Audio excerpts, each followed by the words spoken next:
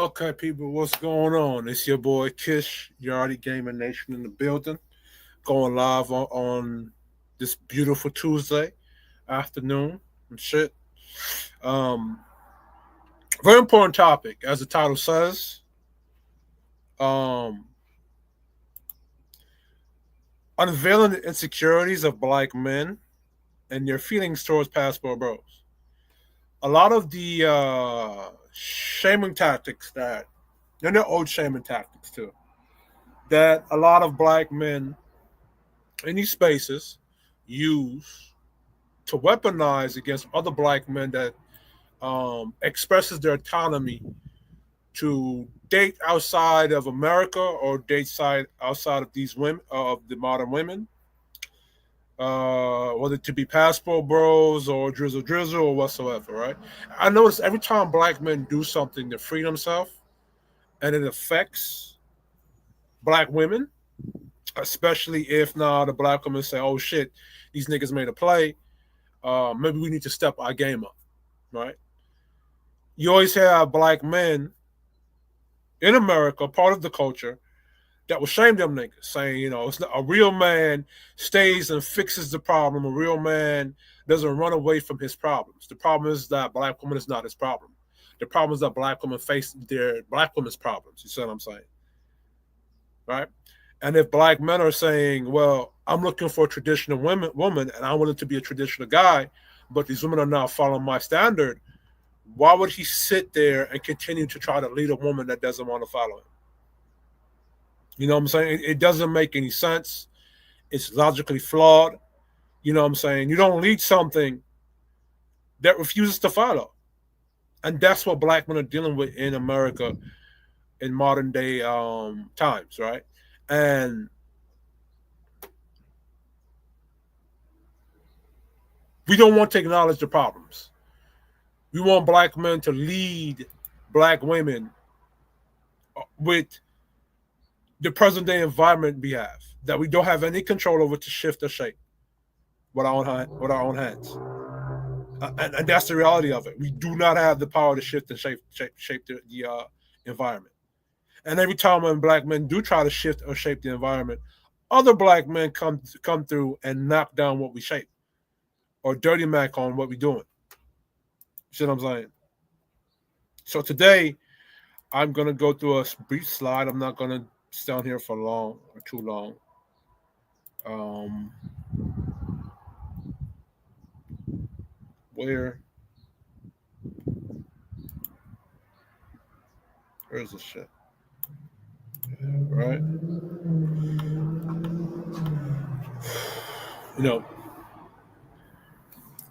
You know, like they say, black men who leave America to find wives are weak, coward, running from the fight.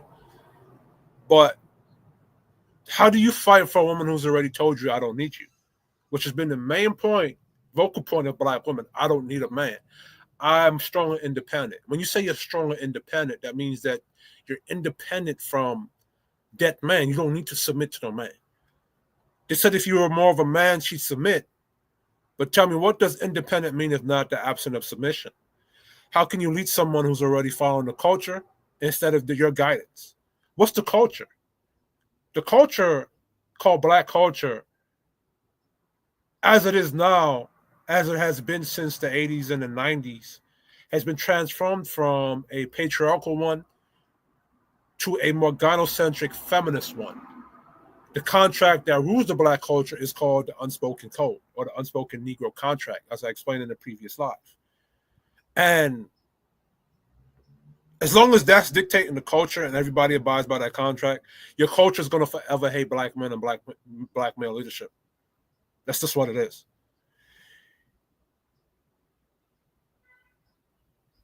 It's not a leadership. It's a hostage situation with a smile. Black men, you're held hostage to your community and your women under the disguise of duty and sacrifice.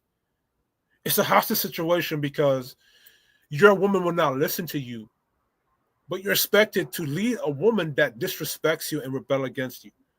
And if you try to move or do something different outside of that, outside of black culture, you're shamed. You're less of a man. You're not a real man according to them. You can't fix a woman who's loyal to feminism. You can't build a family with someone who sees your leadership as oppression. And most of all, you don't save a sinking ship by going down with it. You get off, you rebuild, you live. Black men, black women have not been loyal to you. They've been loyal to feminism. They've been loyal to everybody else but you. Every time a black man tries to lead a black woman to a certain direction, they call it toxic masculinity. That's the new weapon. Now, it's called controlling. It's called oppression. You cannot lead somebody who views your leadership as oppression. I don't know what you niggas on the other side can't see with that. And if women have a choice, an autonomy, to say, I'm either going to follow my man's patriarchal leadership or I'm going to follow feminism's rebellion, and she chooses feminism rebellion, what do you do with that? Especially if you black niggas in black culture call every brother that has money, every brother that's successful, a sucker or a trick. If that's the order of the day in the programming. Pastor bros ain't running. They're rerouting. They're not giving up. They're opting out of a market poisoned by bad fate and broken incentives. A system of being a man gets you demonized and simping gets you praised. In our culture, the simps get praised. The Dr. Umar Johnson get praised. The Scooby-Doo for Scooby Snack niggas get praised. Why should black men who are traditional stay in that type of market? To shop for what? To get what out of that? And some of you niggas gonna say, well, black men should just do it because. No. Men from the beginning of time have always had incentives. Always had a reward system. And a traditional black man's reward is a rebellious woman who's promiscuous and hold herself out to Babylon. When Lot was leaving Sodom and Gomorrah, God did not tell that nigga to stay in Sodom and Gomorrah and be a man and fix that shit. He told that nigga to leave. He told Moses to leave Egypt, not stay there and fix it, but to leave. Because what? Egypt was not safe for the people of God to thrive in. So God had to tell Moses, get my people and leave that city of Egypt. Go to the promised land to find better. You go to the Bible, you look in history. The men don't sit there in a dying country. They leave that shit. You see what I'm saying? And it speaks to a point, and I hate this fucking line. When they say that the standards of a society raises no higher than a woman, and the reason why I hate that is because it puts the power into the woman's hands. When if the masculine energy is authority and rulership and leadership, then the standards are up to the man. But here's where it is. It's from my opinion, from my point of view, right? The reason why they say that, and it should really be rephrased, is because if the men are too focused on trying to fix the problems of the women, he's distracted from himself and he's distracted from ruling his kingdom and taking it into the direction he needs to take it or he wants to take it in. And what's the reason being? This is something that you cannot argue. The women are responsible for carrying on that man's legacy. You cannot avoid that unless men can get pregnant. Let me know. But since men cannot get pregnant and that woman, her job is to carry on that man's legacy. That's her job. That's her position, right? And it's really not her having power over the man. It's really her duty to that man. You see what I'm saying? Now, if she's now out of whack and she's now out of her place and out of her position, it's the man's job or the duty of that kingdom to fix her and get her into that position. See, the problem that black men have been doing is that they've been trying to fix a woman that don't want to listen. You can't fix something that don't want to be fixed or too far broken. You got to leave that shit over, leave that shit there, learn from it, and rebuild something else or build something else new. See, that's what it means when they say a nation can raise no higher than its woman. Because if she does not want to follow her man's direction and leadership, how could he trust her to produce a next legacy, a producer's legacy, a producer's bloodline, right? And don't get it twisted. She needs his sperm, right? Because it's a balance. In order for her to get protection and provision from that man, she must produce his legacy. It's a balance right there. But she's choosing not, but black women are choosing not to follow the black man, regardless of what we've created and what we've done. Nation of Islam, conscious community, civil rights movement, Black Panthers. Black men have made the damn effort and fought like hell in this system called whatever you want to call it. And still we don't get the respect and admiration from our women. Even the Spartans, they lost at the end of the day, but you still remember their names. Black men, we have fought, and even though we've took money L's, our names don't get appreciated. Let's keep it real. Feminism today, it ain't about equality, it's about power without responsibility.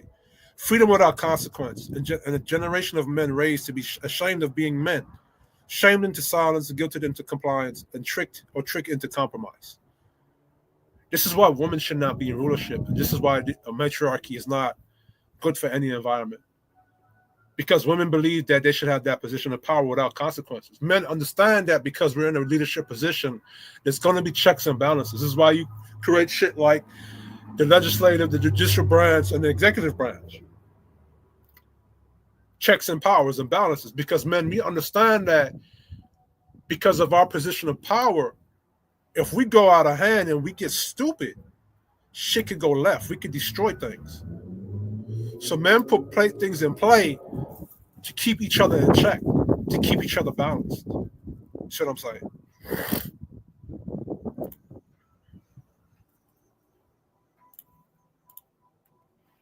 All right. Let's go into it.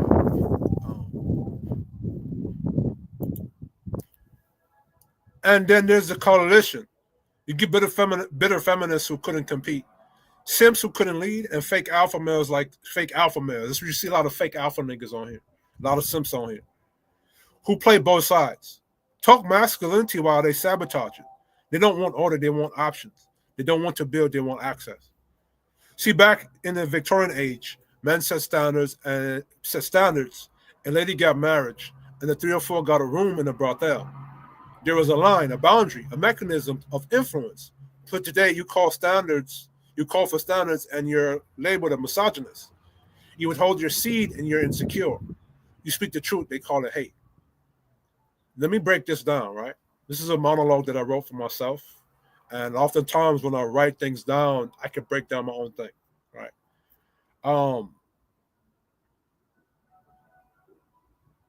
See, in the Victorian age, right? You had standards. Men set the standards. Men said, okay, if you're a lady, you got marriage. If you were 304, that's all you got. You got a brothel. The reason being is that because the men of that time understood that not every woman could be a lady, and not every woman was a lady, and not every woman was a 304. And what the men tried to do was set certain standards to get the women an incentive for the women to be straight. See what I'm saying? Because there was a trade-off.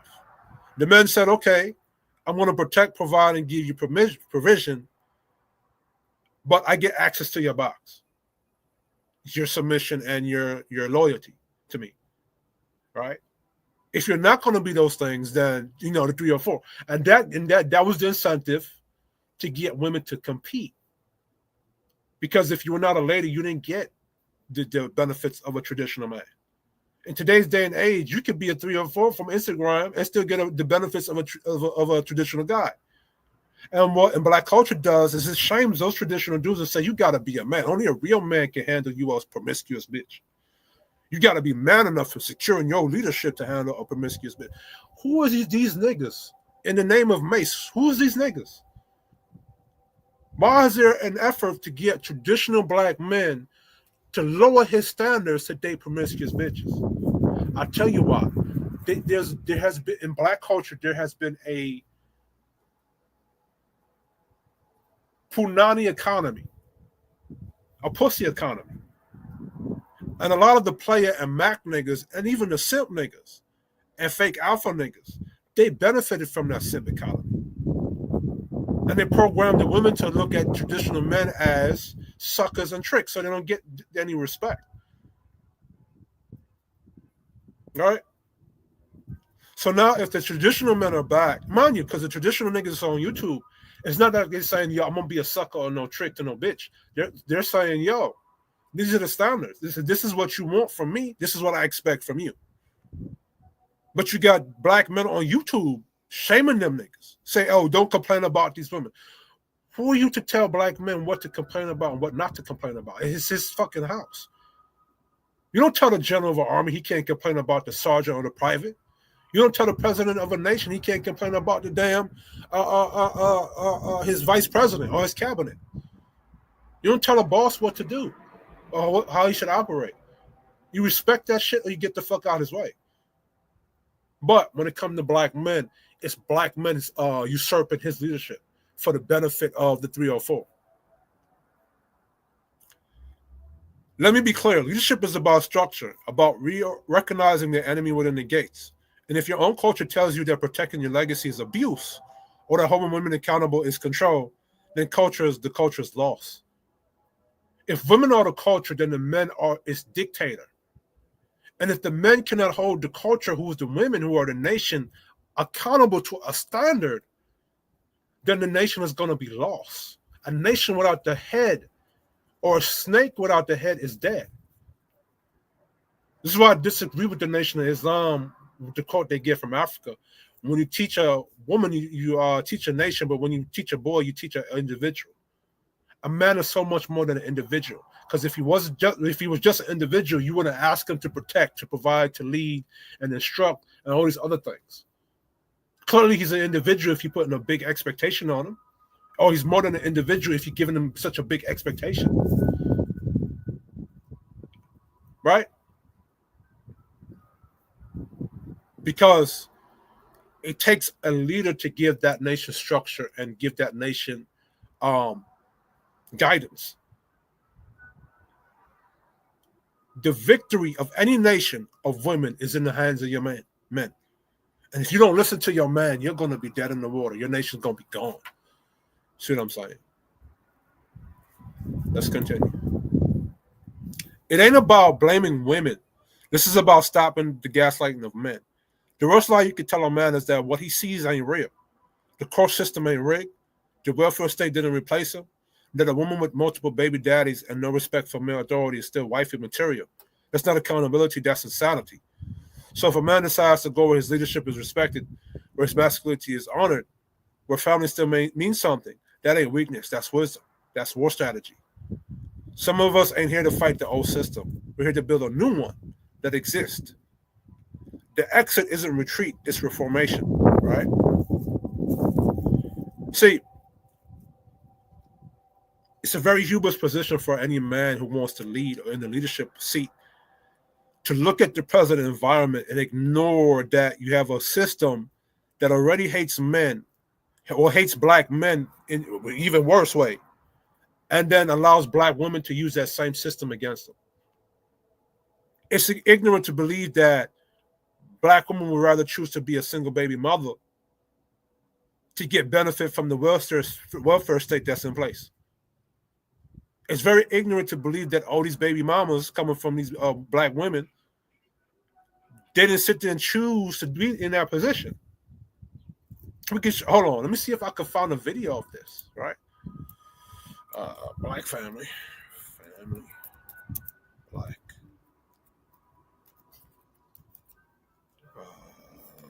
Hold on, let me go on YouTube. My fault. YouTube, black family, 1986. Sure, I didn't even have to look that fucking far.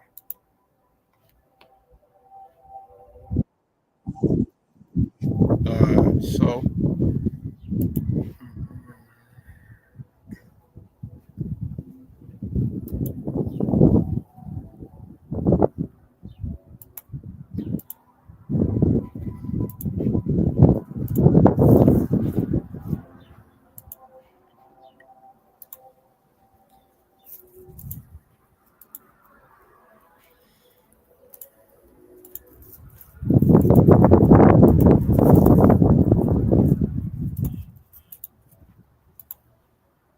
Let's look at this, right?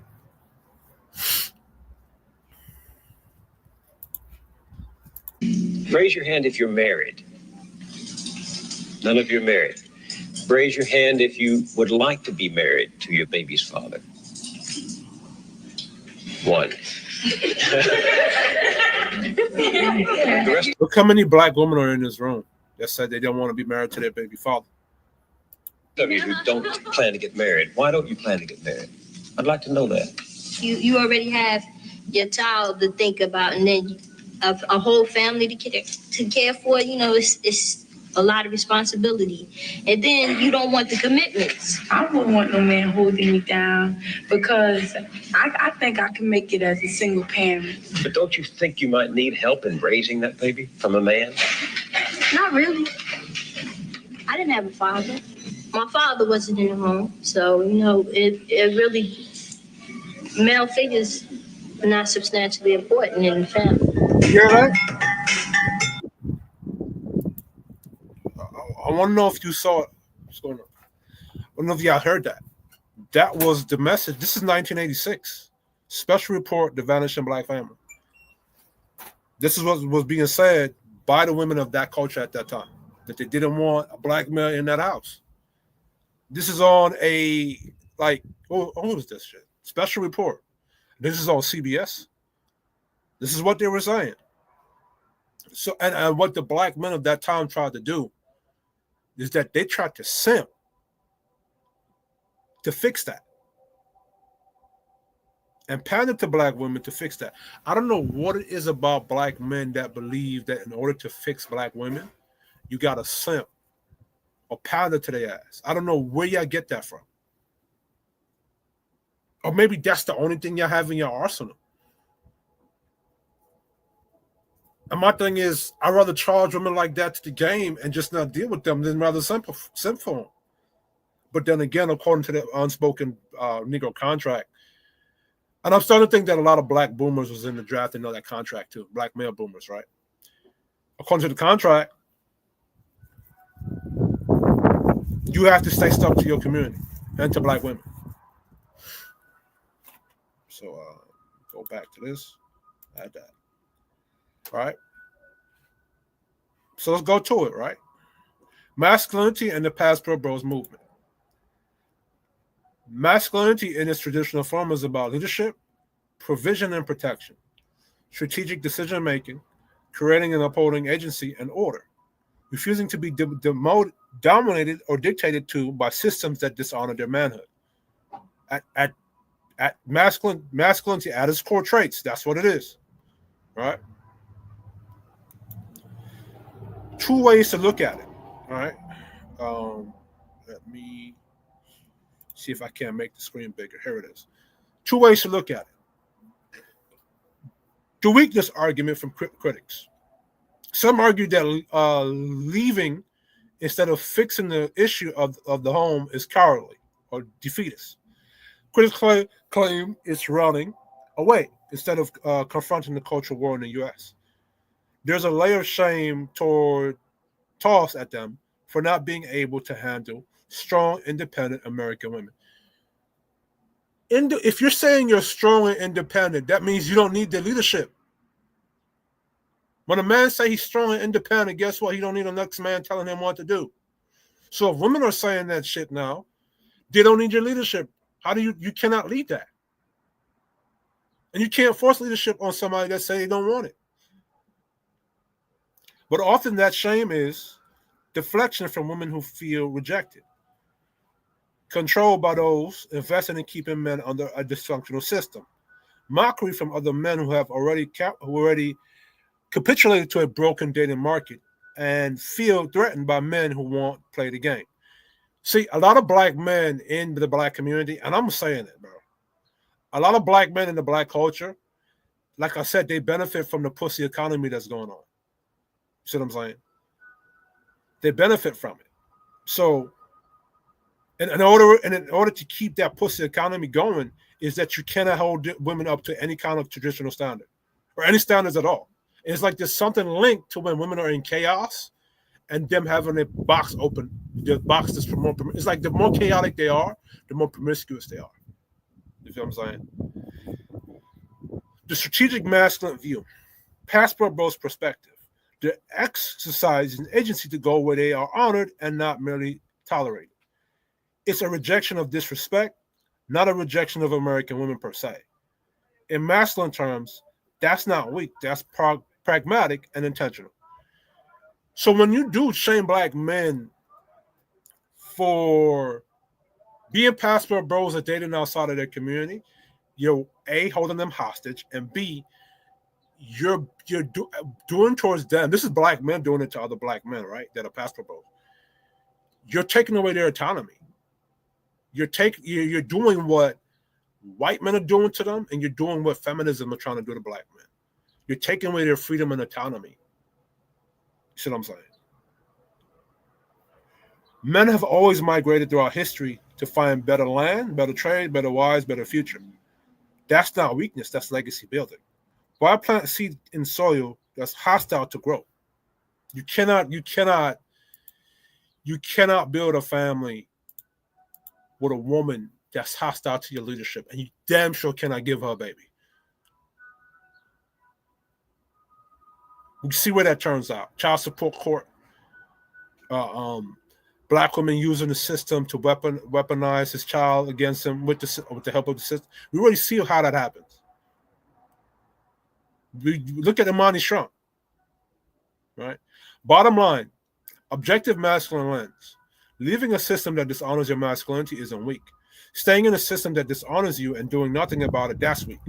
Passport bros aren't running, they're recalibrating. They've assessed the cost benefit, observed the outcomes of men who stayed, and chosen a path that aligns with their masculine values: respect, family building, and legacy.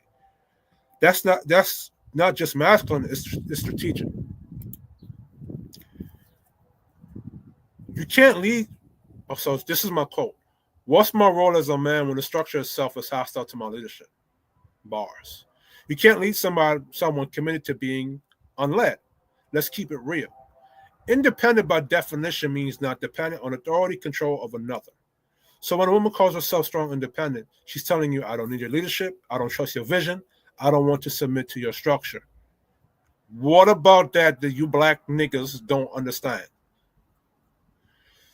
So at least if brothers go to a traditional society, they get a woman that's not gonna say, I'm a strong independent bitch. So then what exactly are you fixing? You can't repair a covenant with someone who already tore up the contract and burned the blueprints. Black women have walked away from the traditional contract or the social contract a long time ago. And what you black men, since the boomer era, have tried to do, as I said earlier, is pander and simp to get them to follow along on that contract. And every time y'all did that, y'all compromised a bit of your masculinity slowly and slowly. Because you're trying to deal with black women who were feminists and didn't want your leadership. So instead of just leaving them bitches the fuck alone, you still got into relationships with them. And then traded your masculinity, calling it happy wife, happy life. You failed 3 generations or 2 generations, Gen X and the millennials. And maybe the Gen Z. Because a lot of you old boomer niggas still are having Gen Z children. Delusion of culture, of cultural fix. Oh, here's my another quote. It's hubris to believe men can fix anything without the needed tools, right? You cannot fix a culture if you don't have the necessary tools a man needs to get the culture put in line in its place. People love to say you should stay and fix the culture, but ask them, what tools? Under what legal and social conditions? With what partner who doesn't even agree with your leadership structure? You have to institutionalize laws and marital codes that's now going to balance it and put the power into the man's hands as well. You cannot say men fix this problem, but he has no power to fix it. He has no ability to fix the issue. Example, if a woman decides to cheat on a man in a relationship and gets pregnant outside of him, that man should not be responsible for that baby. The punishment should be for that man gets to divorce her and she gets nothing. She has to now go seek help from the dude that he cheated on the man with. That should be the punishment. But we don't create that shit. If women knew that consequence was there, they wouldn't even get into a marriage in the first place with a dude to create that problem. But y'all dudes don't want to do that. But you expect black men to sit here and deal with that and not seek better options outside of America. Shit that he didn't break. Remember, black men didn't create feminism. They didn't pass these laws. They didn't create the situation. You don't fix rebellion with therapy. You don't fix disobedience with patience. And you damn sure don't fix cultural gynocracy with compliance. In other words, you cannot fix a disobedient black chick with motherfucking grace. You don't fix their rebellion with simping and compromise and pandering the Nation of Islam. And all you pro-black conscious niggas. You don't submit to the damn gynocracy. Men of any nation, if they want to fix the problem, they must acknowledge and identify who and what the cause. We're in a gynocracy, not just a gynocracy. This ain't just gynocentrism, it's gynocracy, meaning feminism is backed by the state. Your household is backed by law enforcement, family court, welfare system, and HR departments. If you assert masculinity without her approval, the state steps in. All you niggas telling these men, just be stoic. Don't raise your voice. Them niggas telling you how to do that, that's a cope. Because they know that if you raise your voice and you do anything else besides stay stoic and take disrespect, that what I just mentioned is going to come into play. Hold on, let me go back. They are aware of this. And the moment you showcase your masculinity to it now, this is going to come at you. This is why they're telling you to stay stoic. This is why they're telling you not to react or to respond because of the punishment that's there. The most you got to, as a man in this day and age, is to walk away, leave that woman alone. But when it comes to dating and mating, you're not going to know that woman is hostile on the first day because she's not going to show you that. Remember, a lot of these women, their intention is to be a virus or like a Saravana and destroy you. So they're not going to show you that that's their intention up front. They're going to pretend to like you. She don't need to fight you directly. She's got backup. So when people say stay and fight, they're basically saying stay in a rigged game and pretend you're free. That's what these niggas is telling you. These niggas is telling you, oh, you got to have game and you should just smash these bitches. And you can still date these women and get into a relationship. And pretend like the problem is not there. And then when you get fucked up by the same problem that they're pretending is not there, they say it's your fault because you should have saw the game, had game to see it. But if you're telling them doesn't exist, they're not going to see it because you're telling them it don't exist.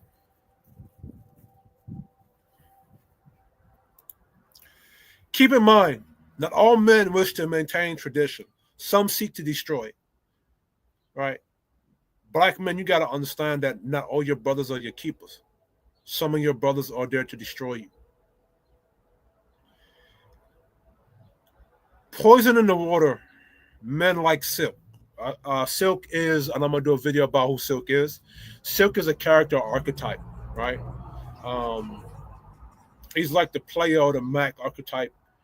He promotes sex culture and open relationship. He doesn't promote tradition, right? And he used manipulation tactics hidden under masculinity or the core masculine traits, right? This is a double betrayal. The system fights you, and your own so-called brothers become part of the machine.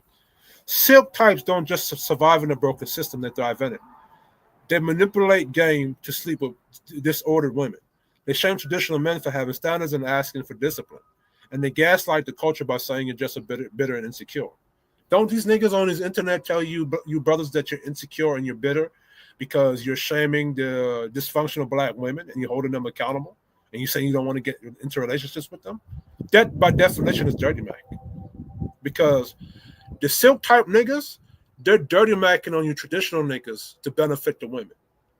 So they're destroying your image so that the women can keep choosing the Silk and be in chaos. This happened with the Passport Bros, as we do in the video about. But what they're really doing is running cover for dysfunction because they profit from it. They're not just traitors, they're saboteurs. Hold on, let me check something out.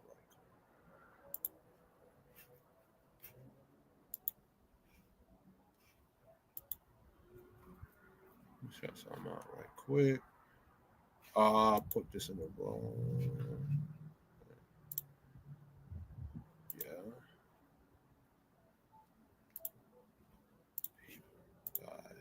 I'll put this shit in the wrong motherfucking character. Right. Like with lots of wife, like Lot's wife, let them turn into. I gotta fix that quote. Like Lot's wife, let them turn into a pillar of salt and save yourself. Right. Lot, wife in the Bible, right? After God instructed Lot to leave Sodom and Gomorrah, Lot's wife turned to look back at Sodom and Gomorrah. She turned into a pillar of salt because she was still attached to that system. She was still attached to Sodom and Gomorrah, right? Black men have to understand that your woman is still attached to the system. She's still attached to your enemies. So you have to save yourself and let her become the system and die with the system and burn with the system as it burns. You cannot save that ship. Leaving is not cowardice, it's legacy warfare. When the Titanic is sinking, a man has two choices: go down with the ship to prove loyalty to a lost cause, or get off and build a new ark for his future and his seed, his peace. Now, for you black men that honestly want to deal with black women, you can go down with the ship if you want to. But do not shame the other brothers who want to lead the ship and go build something new. Respect how each other want to live. Pastor Bro said, we're done proving our manhood to a system that only celebrates us when we're silent, broke, or neutered. And that's not weakness. That's sovereign masculinity. Let me read that quote to you again. I'm a motherfucking boss. You know what I'm saying? Bars. Passport Bro said, we're done proving our manhood to a system that only celebrates us when we're silent, broke, or neutered. And that's not weakness. That's sovereign masculinity. Black men, stop being of service to a system that fucking hates your guts.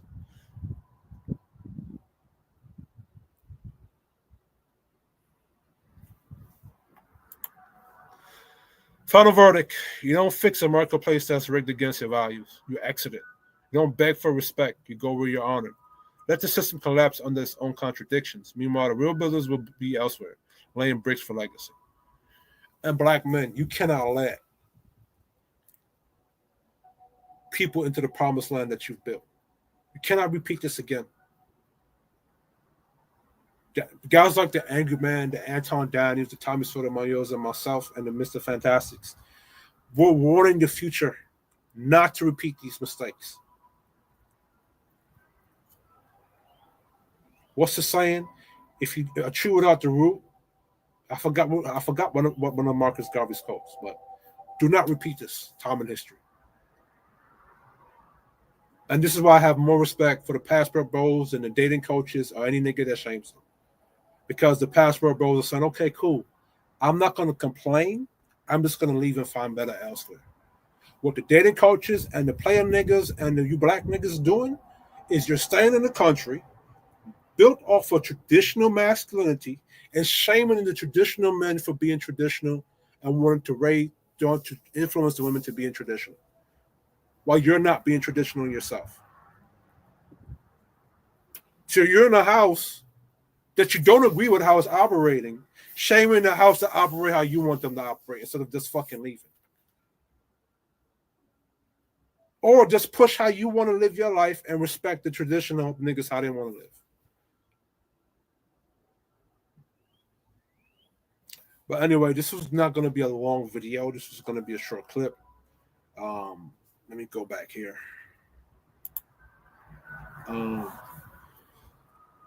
Yeah, black men, like 2025 and beyond, your autonomy is your own. You cannot lead other people. You got to lead yourself. You are the number one star player that you got to lead. You got to have your own autonomy. You can't allow people to shame you or trick you or condition you to lead how they expect you to lead. Fuck what they expect. They don't want to respect your expectations. So why should you respect their expectation of you? Anyway, this is Kiss Shorty Gaming Nation. I'm out.